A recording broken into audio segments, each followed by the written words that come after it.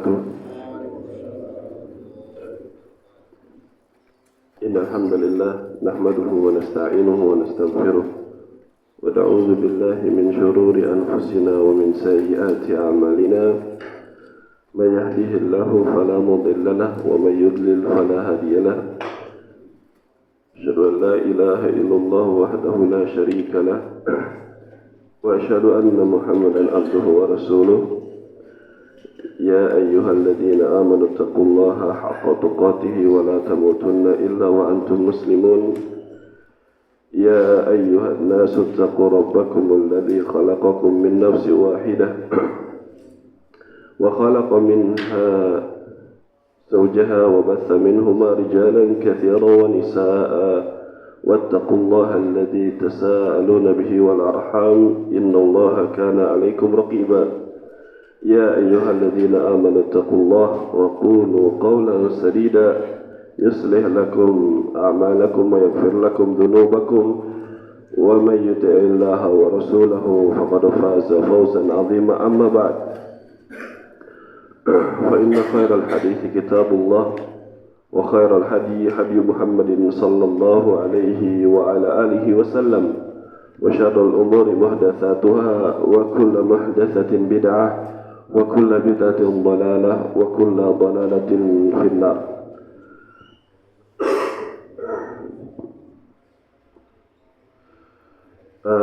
Segala puji bagi Allah Subhanahu wa taala. Terus Allah memberikan limpahan rahmat dan juga kasih sayang kepada kita. Begitu banyak pemberian dari Allah Subhanahu wa taala.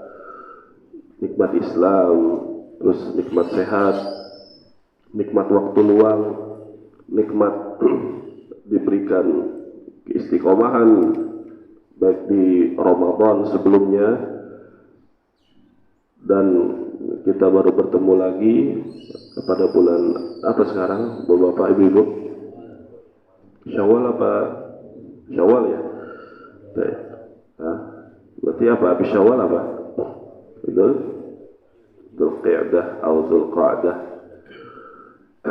Baik. Alhamdulillah, selama beberapa waktu kita sempat libur dulu ya, ada masanya ya, kita ngaji yang masyhur itu terkenal hadis Hanzalah. Hadis siapa? Hanzalah.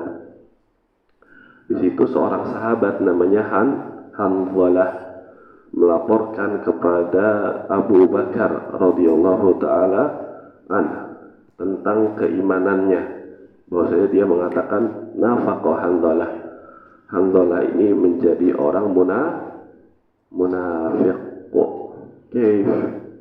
Kok bisa? Ketika bersama enggak taunya sebelum itu dulu. Abu Bakar pun demikian, enggak taunya. Merasakan seakan-akan sudah menjadi orang munafik. Para sahabat, kita lihat makom para sahabat tinggi tidak di dalam agama Islam? Tinggi. Banyak ayat-ayatnya para ulama menyebutkan, yang paling masyhur dalam salah satunya was-sabiqunal awwalun minal muhajirin wal ansar, dan orang-orang yang terdahulu dari kalangan muhajirin dan ansar. Ayat ini merupakan pujian kepada para sahabat. Ya, lagi ramai juga sekarang ya tentang Syiah, dan kita harus mengetahui akidah Syiah, bagaimana hakikat Syiah itu ya, dari kitab-kitab mereka sendiri yang menyatakan perubahan Al-Quran, para a'imah mereka dari abad 400 Hijriyah, dari abad berapa? 400 Hijriyah, seperti dibawakan oleh Dr. merasa menjadi orang munafik.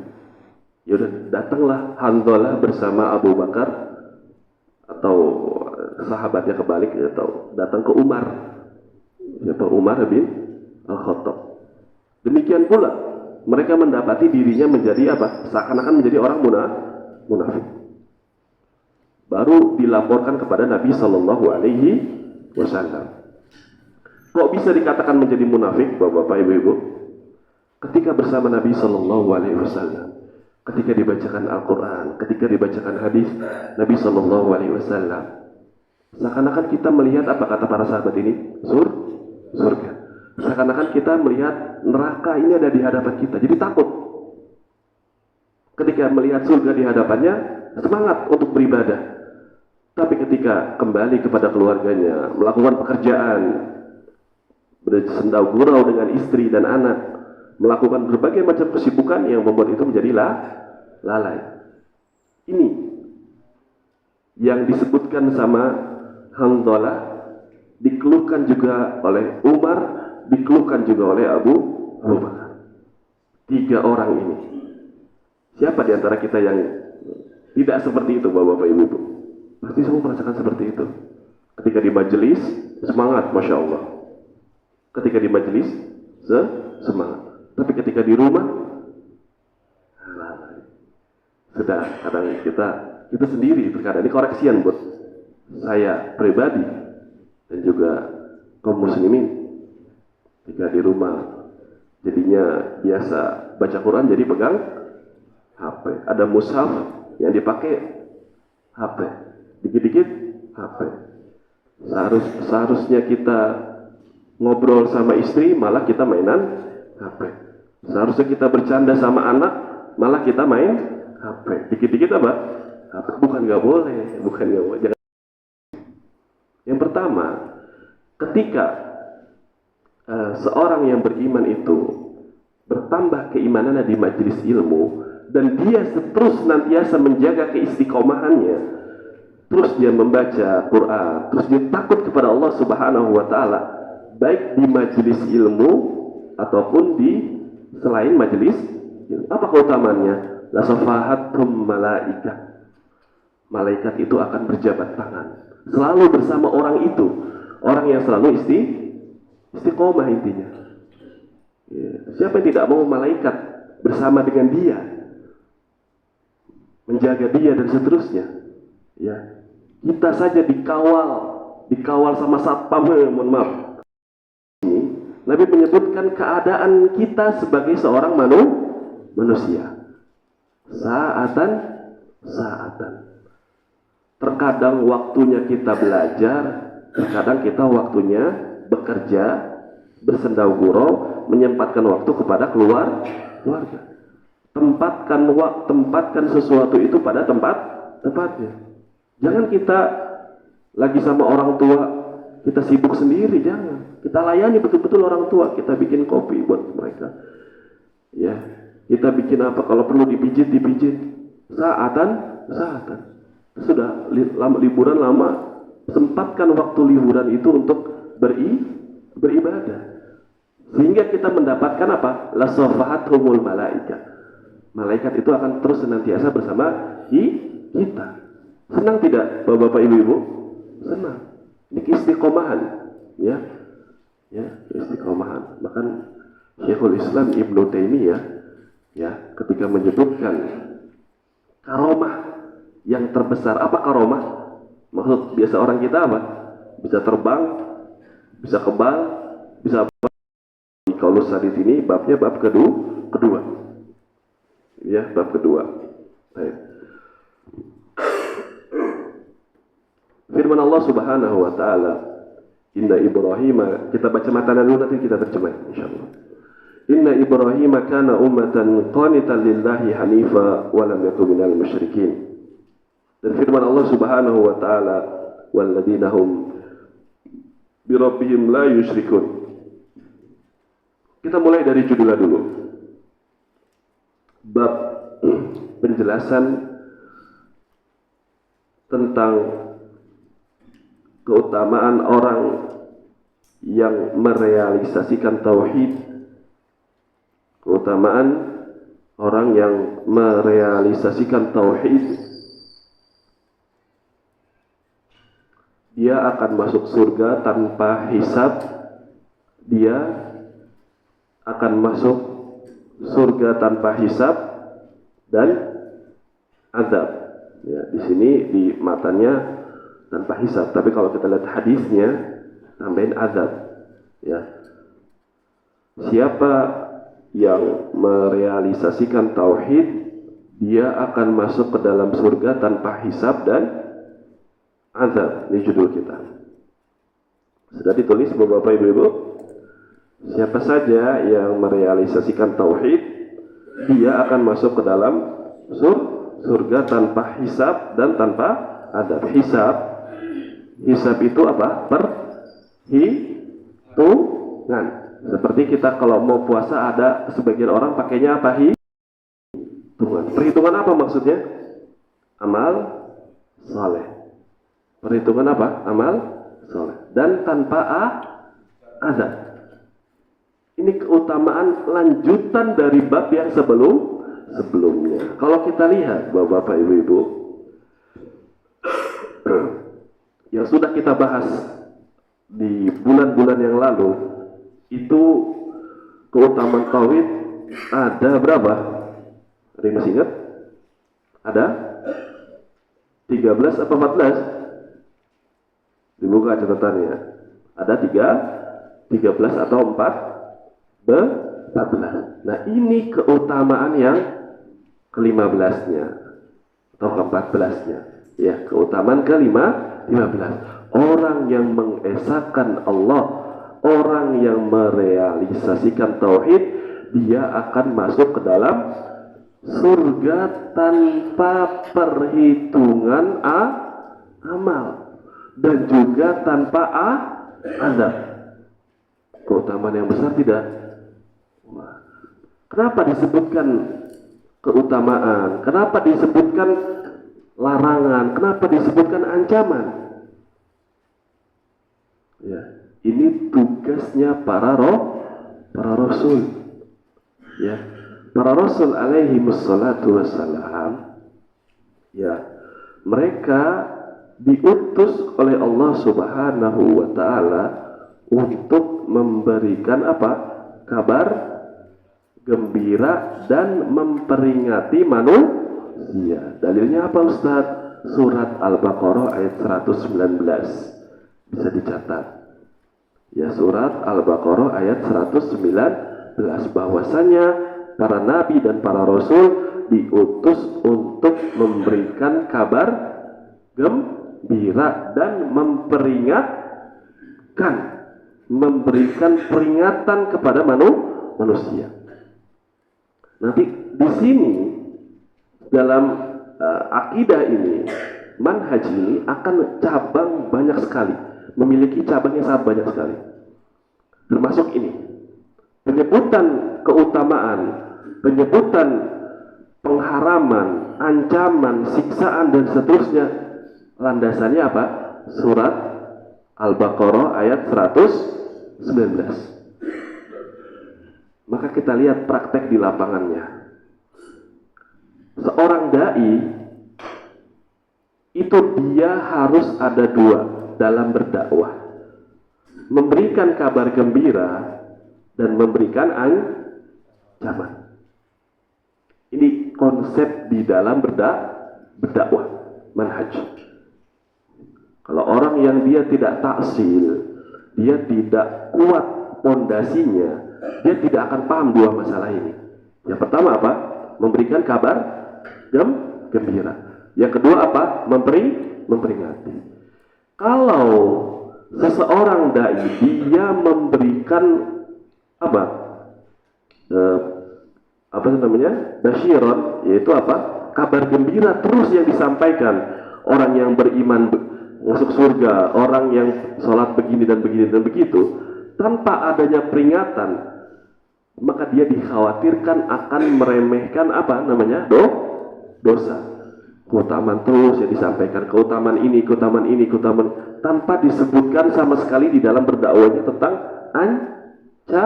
ancaman. Ini jangan salah paham. Seorang dai dia harus dua punyanya, memberikan kabar gembira dan mengancam. Harus dua. Gak boleh salah satu. Ini yang Allah sebutkan di dalam surat Al-Baqarah ayat 119. Bisa dibuka nanti ayatnya. Saya bacakan ayatnya. Inna arsalnaka bil haqqi basyiran wa nadhiran wa la tus'alu an ashabil jahim. Sesungguhnya kami mengutus engkau dengan kebenaran sebagai orang yang memberikan kabar gembira dan memberikan peringatan. Nabi Shallallahu Alaihi Wasallam selain rahmatan lil alamin, apa rahmatan lil alamin? Rahmat atas seluruh umat. Rahmatan lil alamin bukan berarti seorang dai itu terus menyampaikan apa yang disenangin, senangnya begini disampaikan terus tanpa diberikan peringatan. Nanti kita akan memasuki bab tentang al-khawf minasyirki, ketakutan terhadap kesyirikan itu bagaimana, disebutkan nanti. Dari kemarin kita bahas keutamaan supaya orang itu semangat dia di dalam beragama. Tujuan kita membacakan ini agar orang semangat, ada perubahan dalam hidupnya. Dia mengetahui tauhid keutamannya ini. Seandainya kalau dia tidak ada perubahan, berarti ada yang salah dengan ilmunya. Dicek lagi. Nah, kalau kebalikannya sekarang, seorang dai dia terus memperingatkan manusia, ini neraka, ini haram, ini pokoknya pengharaman semua, atau bikin orang takut terus tanpa adanya memberikan kabar gembira. Apa yang terjadi? Orang menjadi putus asa. Ya, binasa saya, dikit-dikit neraka. Kalau kita tidak, kita tuh di antara tengah-tengah. Terkadang kita memberikan kabar gembira, kemudian kita memperingatkan, kemudian kita memberikan kabar gembira. Allah menyebutkan keutamaannya kalau kita membaca Al-Quran. Biasanya Allah ketika menyebutkan surga, Allah juga menyebutkan neraka. Apa dalilnya? Dalam juz 30. Innal ladzina kafaru min ahlil kitabi wal musyrikina fi nari jahannam khalidina fiha ulaika hum syarrul bariyah. Innal ladzina amanu.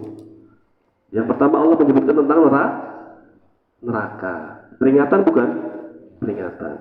Yang kedua innal ladzina amanu, orang-orang yang beriman. Kabar gembira sahih.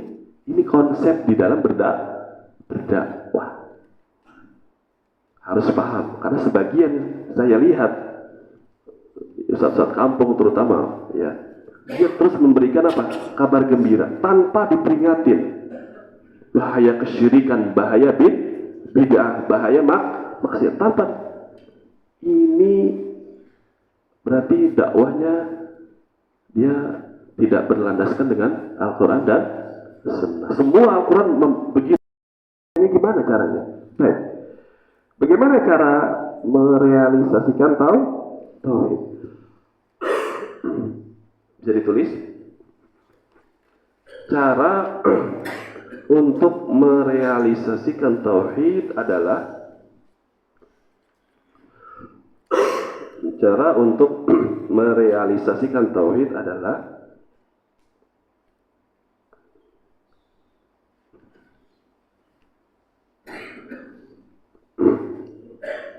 dengan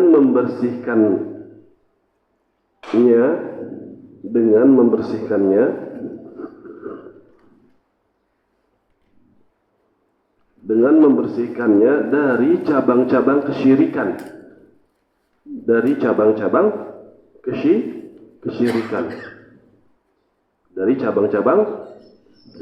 membersihkannya dari cabang-cabang kesyirikan,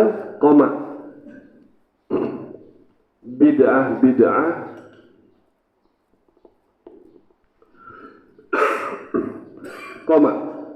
maksiat. Ini intinya. Seseorang membersihkan tauhidnya dari cabang-cabang kesyirikan dan juga membersihkan tauhidnya dari bid'ah dan maksiat. Orang yang membersihkan hatinya, membersihkan dirinya dari kesyirikan, bid'ah dan maksiat, hadiahnya apa? masuk surga tanpa hisab dan azab. Wah. Kalau dibilang dari kesyirikan, bid'ah-bid'ah dan maksiat. Kita masuk ke perinciannya sekarang. Perinciannya bagaimana? Kita tahu secara umum. Anda sudah menyampaikan berkali-kali permasalahan ini. Sekarang kita tafsilnya. Kita sudah tahu asasnya, kita tahu. Kita sekarang membahas tafsil. Apa tafsil? Perinciannya bagaimana?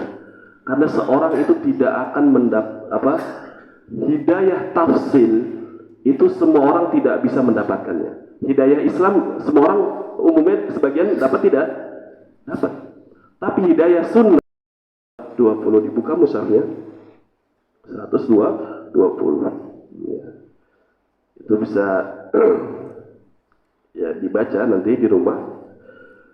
Kita baca ayatnya inna Ibrahim kana ummatan qanitan lillahi hanifan wa lam yakun minal musyrikin. Sesungguhnya Nabi Ibrahim merupakan umat ya, nanti kita akan jelaskan secara terperinci umat itu apa maksudnya. Pemimpin contoh. Qanitan lillah, selalu senantiasa beribadah kepada Allah Subhanahu wa ta'ala. Ini sifat yang kedua, bisa ditandain. Sifat yang pertama Nabi Ibrahim apa? Umat. Yang kedua senantiasa melaksanakan ketaatan kepada Allah ya. Yang punya bukunya atau mushafnya atau di buku tulis. Poin pertama Nabi Ibrahim umat.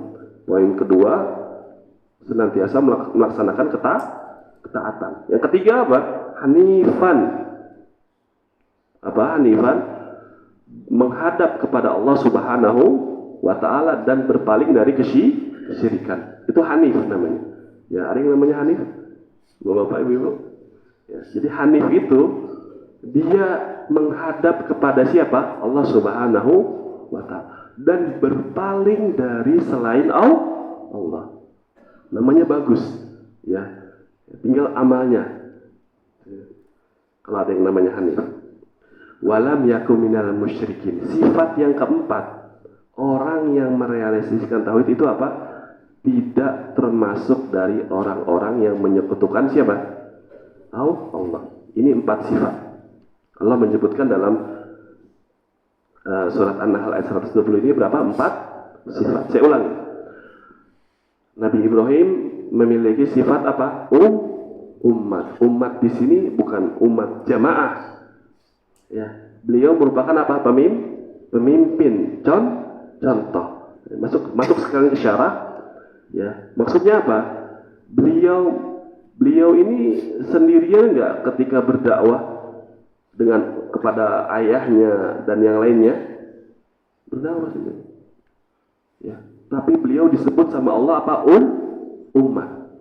Bahkan Allah Subhanahu wa ta'ala menyebutkan di ayat yang lain memerintahkan kepada sebaik-baik nabi. Siapa sebaik-baik nabi? Nabi yang terbaik siapa? Nabi Muhammad sallallahu. Memerintahkan Nabi Muhammad untuk mengikuti agamanya Nabi Ibrahim.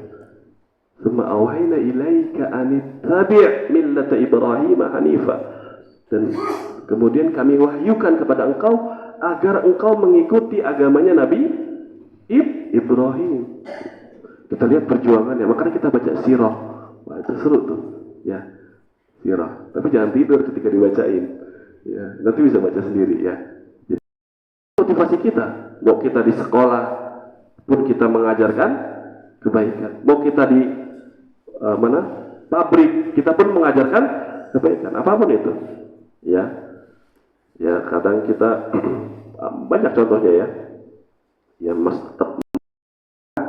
apa? Senantiasa di dalam ketaatan kepada Allah.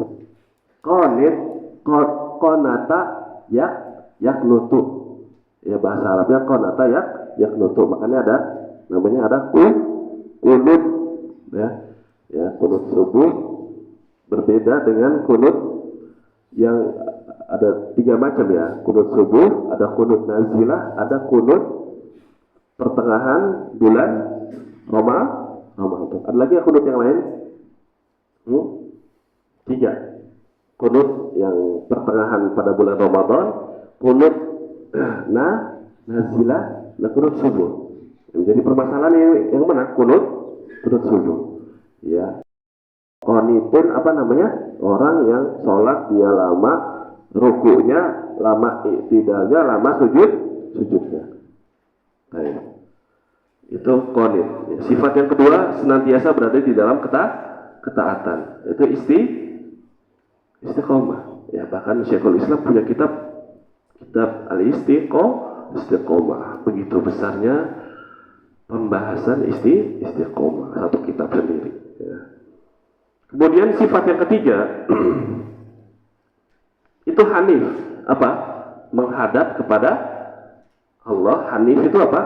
Menghadap kepada Allah. Berpaling dari selain Allah. Pembahasannya menarik. Hanif ini.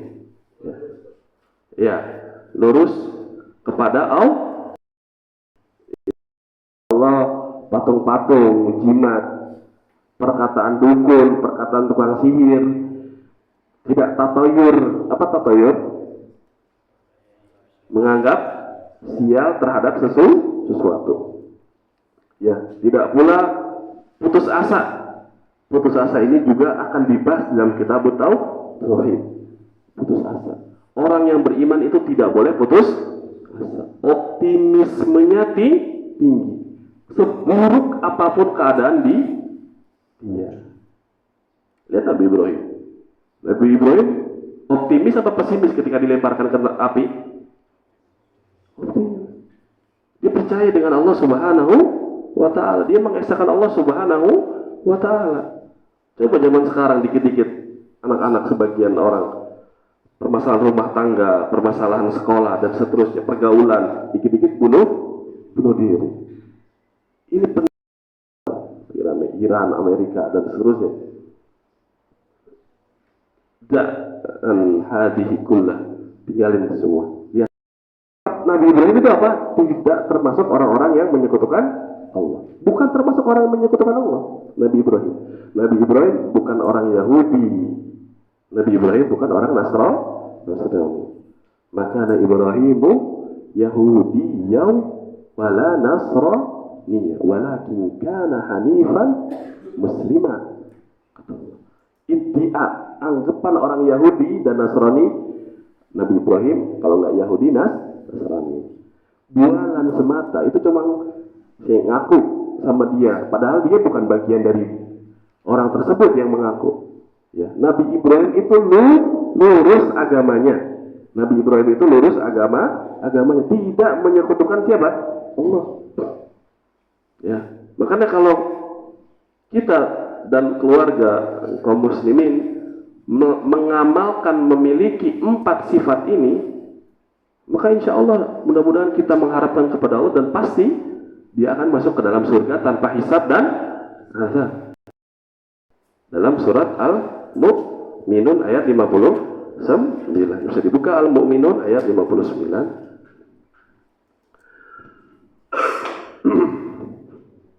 Al-Mu'minun ayat 59. Ini Allah Subhanahu wa ta'ala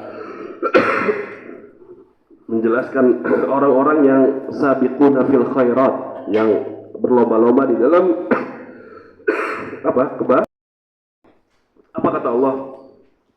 Salah satu sifatnya adalah mereka yang tidak menyekutukan siapa?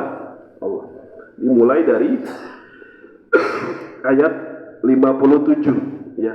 Kalau mau dibaca ayatnya, bagaimana sifat orang-orang yang dijanjikan surga dan seterusnya. Dari ayat 57 sampai 61. Mereka takut kepada Allah, yang kemudian apa? Beriman kepada ayat-ayat Allah, ya, tidak menyekutukan Allah, kemudian apa? Memberikan apa? Takut amalannya tidak diterima ketika dia beramal soleh. Itulah mereka orang-orang yang bersegera di dalam kebaikan. Jadi Orang yang bersegera dalam kebaikan apa? Takut kepada Allah. Kemudian yang kedua, beriman kepada ayat-ayatnya. Yang ketiga, ini khulasah, ringkasan. Tidak menyekutukan siapa? Allah. Yang keempat apa? Takut amalannya tidak diterima setelah beramal. Nah, ini ada hadisnya, yang ayat 60 ini ada hadisnya. Hadisnya tentang Aisyah bertanya kepada Rasulullah Shallallahu Alaihi Wasallam, apakah dia orang yang melakukan dosa, maksiat, takut tidak diterima amalannya? Bukan itu. Ayat ini berkaitan tentang apa? Orang yang beramal soleh, haji, puasa, sholat, zakat, ngaji, berbuat baik kepada dia, takut amalannya tidak diterima. Begini seharusnya orang yang beriman, tidak merasa aman terhadap dirinya, sehingga dia mawas diri, tidak merasa, oh saya sudah ngaji paling lama, oh saya udah hatam kitab ini, oh saya sudah baca Quran 30 juz. Takut dia. Tentang suami dan istri, berlakulah baik kepada istri dengan cara yang ma'ruf. Maksudnya apa? Sesuai adat, yang tidak menyelisih syariat. Bahkan ada kaidah apa? Al-adatul muhakkamah. Kalau belajar qaid fikih, adat itu bisa menjadi sumber hukum. Kapan? Ini jadi pertanyaan. Tidak kita katakan adat sebagai hukum, bukan. Adat itu bisa menjadi hukum kapan? Ketika syariat tidak menyebutkan batasan. Seperti apa? Sebagian para ulama walaupun khilaf, dan yang khilaf yang lain. Yang tadi, wa ashiruhunna bil ma'ruf. Berperilaku baik kepada istri sesuai dengan adat tidak? Sesuai. Adat istrinya orang Sunda, ngikutin adat Sunda. Istrinya orang Jawa, ngikutin orang Jawa. Orang Medan, ngikutin orang Medan. Musuh